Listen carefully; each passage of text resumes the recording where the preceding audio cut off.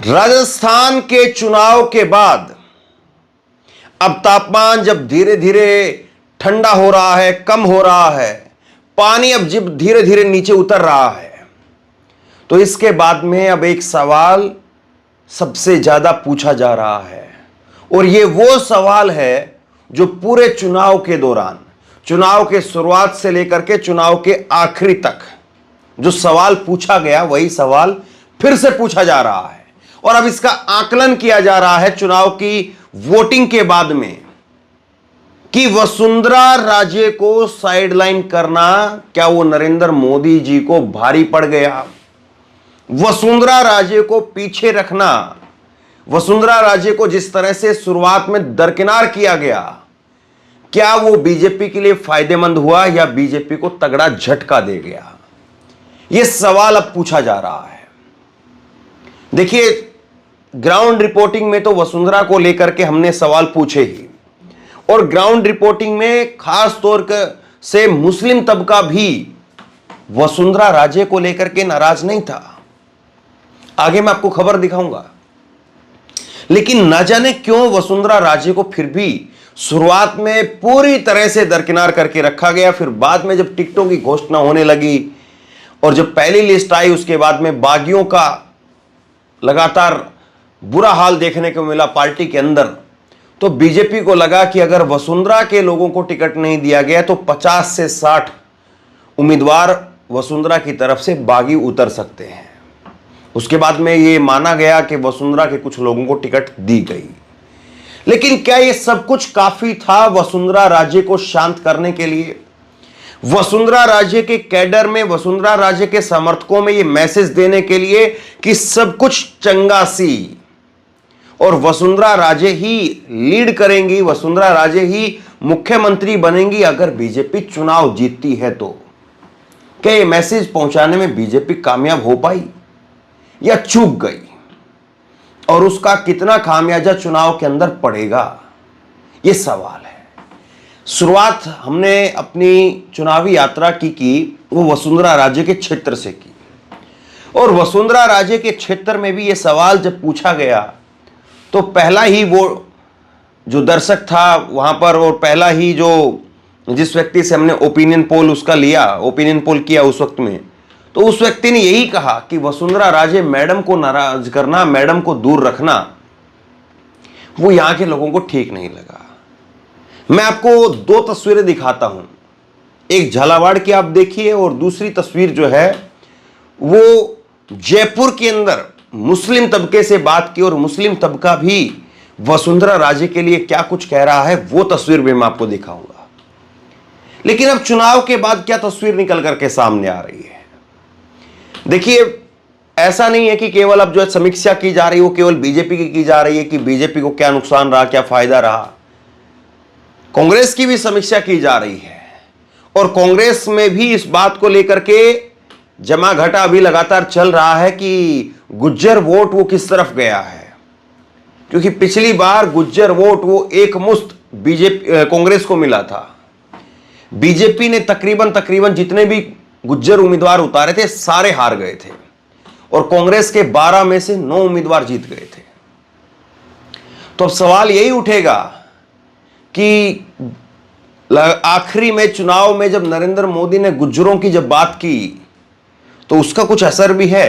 कांग्रेस पर हम आएंगे बाद में, और कांग्रेस में किस तरह से किस बात को लेकर के समीक्षा की जा रही है, किस बात को लेकर के चिंता जाहिर की जा रही है, उस पर बात करेंगे। लेकिन पहले जरा एक बार आप झलकी देखिए वसुंधरा राजे के गढ़ में कैसे लोग वसुंधरा को लेकर के वहां पर नाराज थे नरेंद्र मोदी से, बीजेपी से, कि आखिरकार उनको क्यों साइडलाइन किया जा रहा है। खास तौर पर नरेंद्र मोदी से नाराजगी थी। बीजेपी को वोट मिलता है नरेंद्र मोदी के नाम पर, लेकिन वसुंधरा के जो समर्थक हैं वो नरेंद्र मोदी जी की वजह से ही उनको वोट नहीं देना चाहते हैं। सुनिए जरा एक बार। बीजेपी का ज्यादा जोर दिख रहा है, सरकार बीजेपी के लोग चाह रहे हैं या कांग्रेस का? बीजेपी को नुकसान हो रहा है। बीजेपी नुकसान हो रहा है? हाँ, ये बात है। हाँ।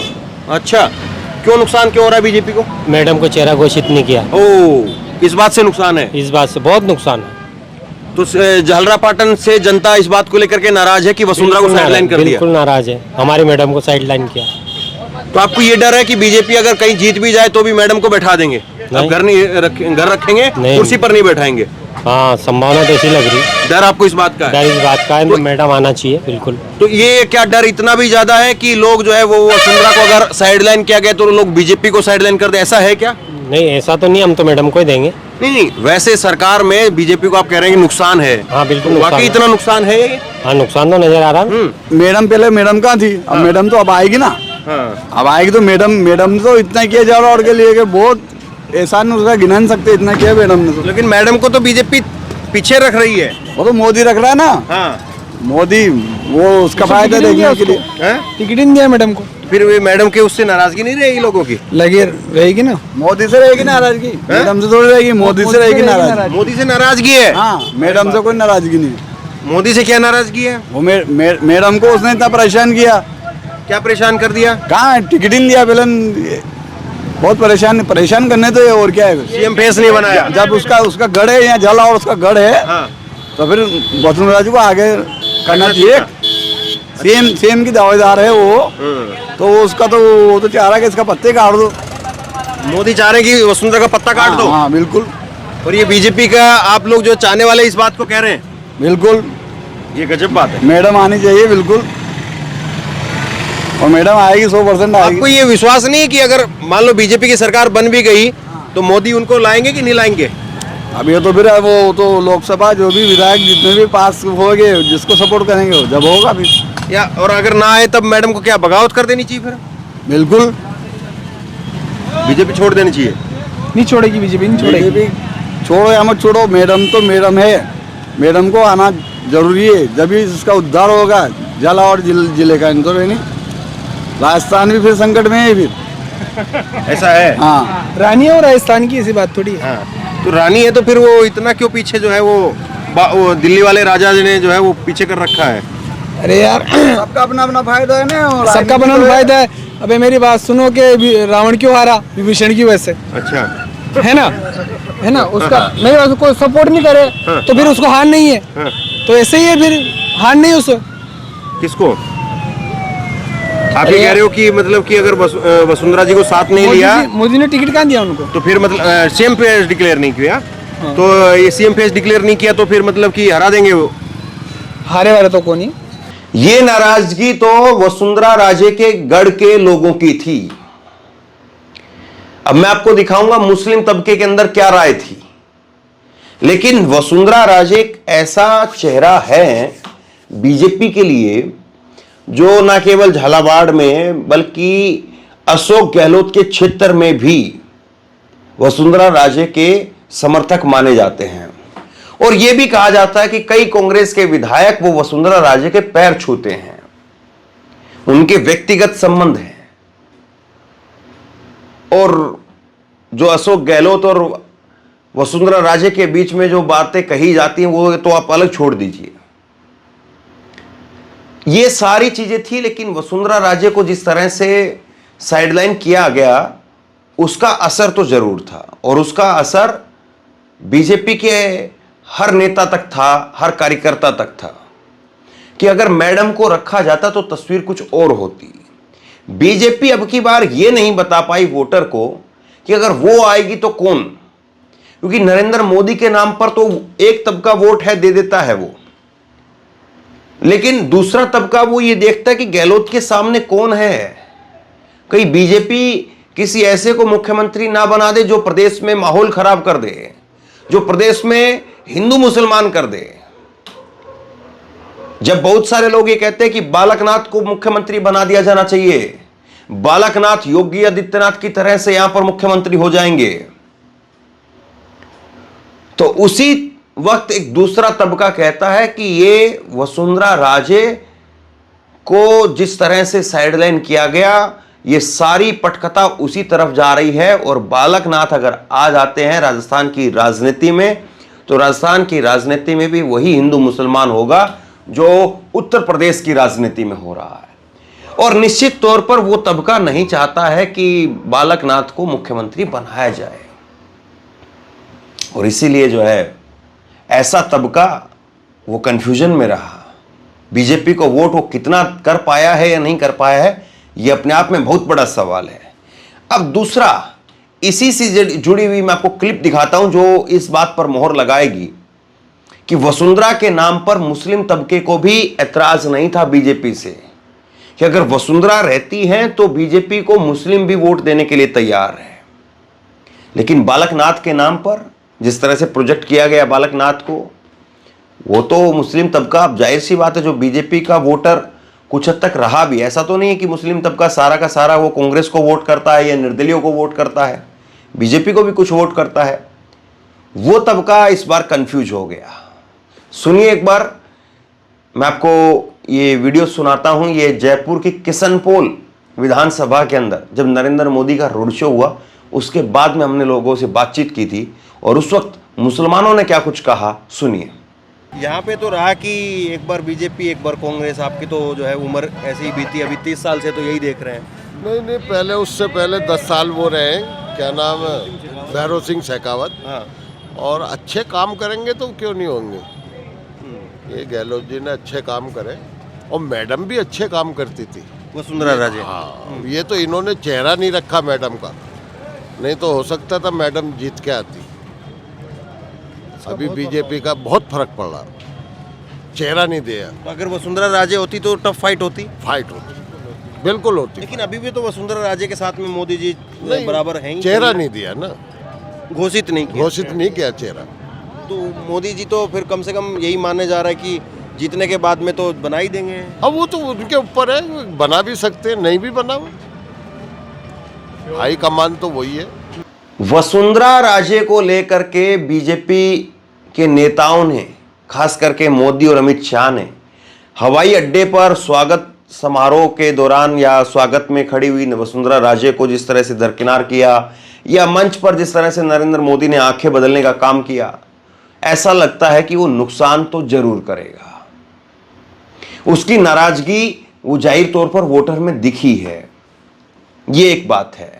अब बीजेपी की बात में अगर कांग्रेस की बात की जाए तो कांग्रेस में भी 3-4 ऐसी बड़ी चीजें रही हैं जिसको लेकर के चिंता जाहिर की जा रही है। पहला यही कि अशोक गहलोत और सचिन पायलट का जो एक झगड़ा चला वो कितना नुकसान कर रहा है, और उसको लेकर के जिस तरह से फिर बाद में अब सचिन पायलट ने, अशोक गहलोत ने दोस्ती की मिसाल, भाईचारा जो दिखाया, क्या उससे मैसेज नीचे तक गया है? क्या गुज्जर वोट जो पिछली बार कांग्रेस के साथ था कि सचिन पायलट को मुख्यमंत्री बनाया जाएगा, वो गुज्जर वोट इस बार कांग्रेस को मिल पाया है, या इस बार गुज्जरों ने यह सोचा है कि सचिन पायलट का कांग्रेस ने अपमान किया, अशोक गहलोत ने अपमान किया, और इसीलिए जहां जहां पर सचिन पायलट के समर्थक थे, सचिन पायलट के समर्थक गुज्जर नेता थे, वहां वहां तो गुज्जरों ने वोट कर दिया, और जहां जहां पर वो अशोक गहलोत के समर्थक या अशोक गहलोत के चहेते लोग थे, वहां वहां पर गुज्जरों ने कन्नी काट ली। सवाल ये भी है। और दूसरी बात, कांग्रेस ने जिस तरह से बीजेपी से 4 दिन बाद में मैनिफेस्टो जारी किया, चुनाव से केवल 4 दिन पहले कांग्रेस का मैनिफेस्टो आता है, क्या यह मैनिफेस्टो 5 दिन 10 दिन पहले नहीं आ सकता था? बीजेपी का मैनिफेस्टो 4 दिन पहले आ चुका था। हालांकि यह होता है कि पार्टियों के अंदर एक दूसरे को देखने की होड़ लगी रहती है कि उसने क्या स्कीम डाली है, उसने क्या योजनाएं डाली हैं, और उसका काउंटर करके हम क्या डालें। लेकिन आप सरकार में हैं, तैयारियां रखनी चाहिए थी। उन्होंने कल किया तो आप आज कर देते, तुरंत की तुरंत। आपने 4 दिन और लेट कर दिया। तो ये सारी चीजें चुनाव के बाद में अब रह करके ऊपर उठेंगी, रोजाना ऊपर आएंगी, और अब इनको लेकर के समीक्षा भी होगी कि वाकई ये चुनाव में कितनी मार कर रही है। आप बताइए, वसुंधरा राजे को साइडलाइन करना बीजेपी को कितना भारी पड़ेगा, और कांग्रेस की जिस तरह से गुज्जरों को लेकर के, मैनिफेस्टो को लेकर के जो कमजोरी निकल करके सामने आ रही है, वो कांग्रेस के लिए कितनी जो है वो नुकसानदेह साबित हो सकती है। नीचे कमेंट बॉक्स में अपनी राय लिख करके जरूर बताइए। इस वीडियो को खूब शेयर कीजिए, लोगों तक पहुंचाइए, और इसी तरह की तमाम खबरों के लिए ऑनलाइन न्यूज इंडिया को सब्सक्राइब कीजिए। साथ में जो बेल आइकन है, घंटी है, उसको जरूर दबाइए ताकि जैसे ही कोई खबर अपलोड करें उसकी नोटिफिकेशन सीधे सबसे पहले आपको मिल सके। अगर ये वीडियो फेसबुक पर देख रहे हैं तो फेसबुक पर हमारे पेज को लाइक कीजिए, फॉलो कीजिए और इस खबर को शेयर कीजिए। बहुत बहुत धन्यवाद।